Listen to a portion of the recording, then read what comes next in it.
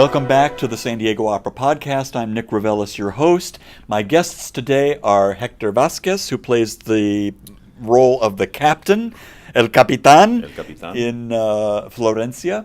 And my other guest is the baritone who sings the role of the mysterious Rio Lobo, Luis Alejandro Orozco. I got it all correct. Perfectly. Okay, Yeah. cool. Yeah. So you both have a little history with this opera.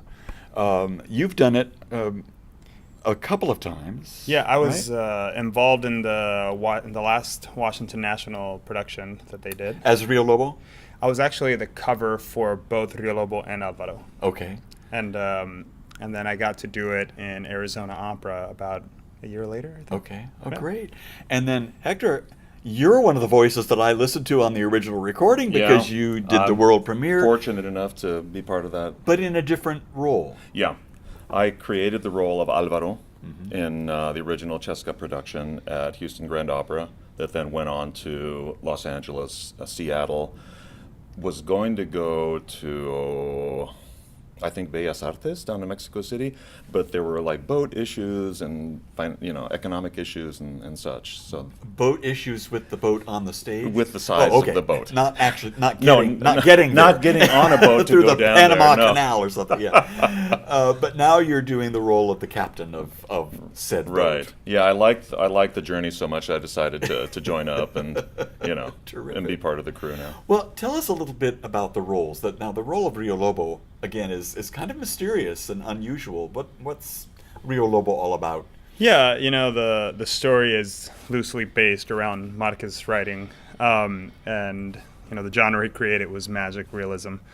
So Rio Lobo is kind of the magical realism element of this story, a story about ordinary people going through their own journeys with a hint of something magical. So Rio Lobo is that to the story, and the way he is mostly perceived is as a shaman-like character who has some communication with the gods and can himself take on a godlike role. Because I see images of him from various productions, and they might be labeled Rio Lobo as river god, but he isn't actually a river god. No. And I think of him as a narrator because he begins the whole story and sort of sets us in place. But then he shifts. Yeah, I described him recently as a primal puck. Great description. Yeah, that seems to fit him really, really well. Yeah. Vocally, what are the challenges of Rio Lobo? Catan was, and we talked about this recently actually, just a master for writing when it comes to the voice. There aren't a lot of vocal challenges once the role is really in your body. It's a big sing. It's a thick orchestra. But that being said, he writes when the orchestration is thickest. He puts you in the place of the baritone voice where you're really just going to shoot like a laser. Cut through. Yeah, you're going to cut through. It's like very middle of your voice, kind of that C, D, E flat range. That sweet spot where there's really, really good cut and projection a lot of the cut. voice. Brilliant. Yeah.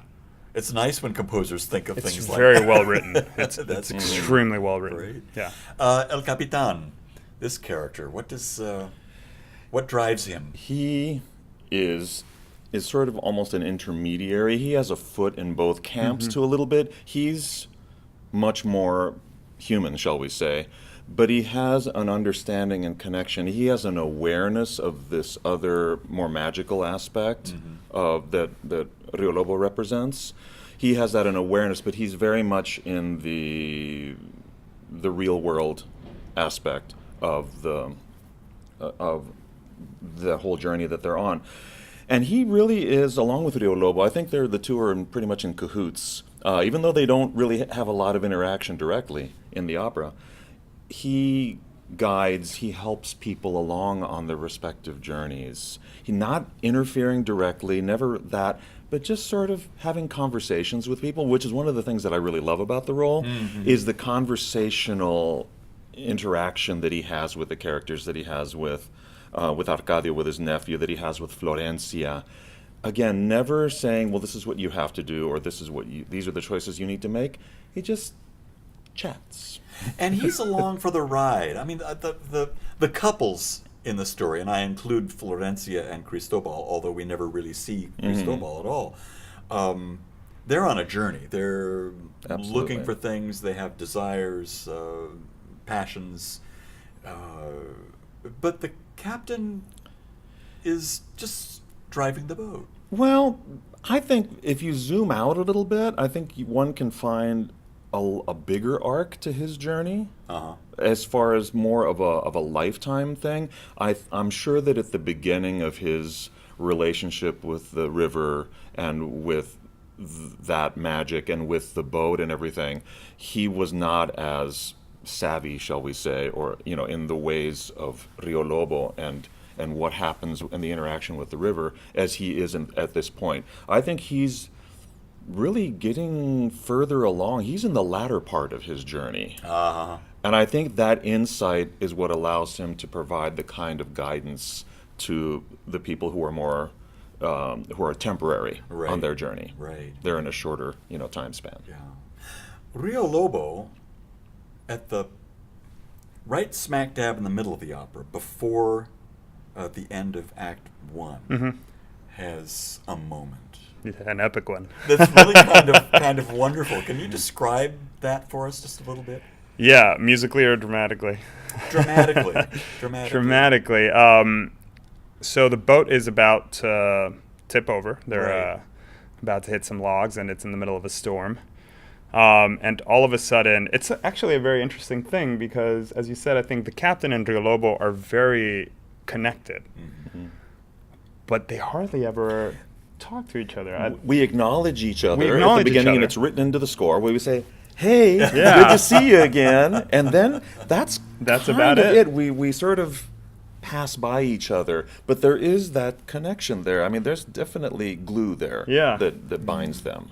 Yeah. And yet in the moment of the storm, when the situation is the most dire, the first thing the captain says is, somebody find Rio Lobo. Just go find him. So Rio Lobo's nowhere to be found. And as the boat is about to go under, Rio Lobo comes out and just kind of freezes the moment. He freezes the dramatic moment and invokes the gods in order to calm the storm. And it's a wonderful incantation moment. It really is. It's very, very cool. Yeah. It's musically magical and dramatically magical as well. It really is. There are some just gorgeous moments in this piece. Yeah. The more I listen to it, I haven't had the opportunity to see it. So I'm hoping this week to see it like 4 times before it goes up on Saturday night to become more familiar with it. But musically, it is pretty spectacular. And you were mentioning Catan deals with the voice very, very well. What about the orchestra, the sounds that you get, these colors? The orchestra is amazing. In now, 22 years of a journey with this opera since its debut. I never cease to get the goosebumps. I can't wait for the zits tomorrow when we get to hear the orchestra and that first rush of the strings and the harp. I always get the goosebumps. Yeah, already I'm getting the goosebumps just thinking about it. Well, I opened these podcasts on Florencia with the opening of the opera. It really just is this wonderful rush. Yeah. It is. It's very, very cool. There's such a lushness to the score. I mean, the various casts and people who have been involved with these, the various productions, we always talk about how evocative the music is, that there's humidity. You pick up, the thickness of the air and the perfumes of the flowers, all those aromas and scents. It's just amazing. That sounds rather like La Hija de Rabachini. Rabachini's daughter, in which, she's... A bunch of you folks in the audience probably have been here long enough, like me, to have seen it. And she exists in this garden. She's like a flower herself. A hothouse flower. And I do remember how the composer Catan was able to give you a sense of being on the inside of that hothouse, humid but colorful, enclosed place where she existed. You're right. You do get kind of the same sort of feeling through this score. score. I think in Florencia, really those ideas that he was putting into La Hija de Rappaccini really come to fruition in Florencia. He's a master text painter. Yeah, He exactly. truly is. Yeah. This production. So this is not a production either of you have done, right? Correct. Yep. So tell me, how's it going? It's getting used to the fantastic. boat. I actually love the boat.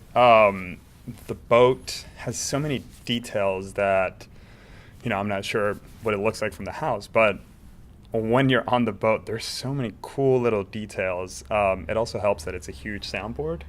So when you're on the boat, the sound just shoots forward. Oh, that's cool. Yeah, it's very nice. That. We like that. But there are a lot of, like, the lanterns are very well crafted. There's there's the lady in the front of the boat, and it's a lot of detail to the production that for a performer it's really enjoyable. It really kind of takes you to that place. And I also I'm getting feedback that everybody just gets along, and it's a terrific feeling of community and family in the rehearsal process. Yeah, absolutely. I mean, partly we're really grateful that we all do get along. But you kind of have to, because we're all crammed up onto that little boat, which it looks huge and everything. But when you have 7 people running around, it does get kind of cozy. Yeah. Well, But- in fact, Elaine was telling me this is our Florencia. She's actually inside the boat for 19 minutes at one point. And that's a small space, even though it looks like a rather large boat that takes up a lot of the stage. Back behind the walls of the boat. It's Right. a whole other In the story. in the staterooms. In the staterooms, right. I love it. But no, we do get along really well, and I gotta say, I think if there's some real magic that happens, I think that's one of the things. I think that the music and the story really bring us together. Yeah. Really, it's the connective tissue between all of us, and it's our love, really, and appreciation for this wonderful piece of music. That it's like, we're just glad to be here doing this, That's so performing great. this stuff. I can't wait. I'm so looking forward to this. All season, I keep saying that, but I'm really, really looking forward to this because, like I say, I haven't seen it, and I'm looking forward to the surprises that I think are in store for me and for all of us that will be watching on Saturday night. So thanks so much for being with us. Thanks for having us. And best of luck. Thank you very much. Thank you.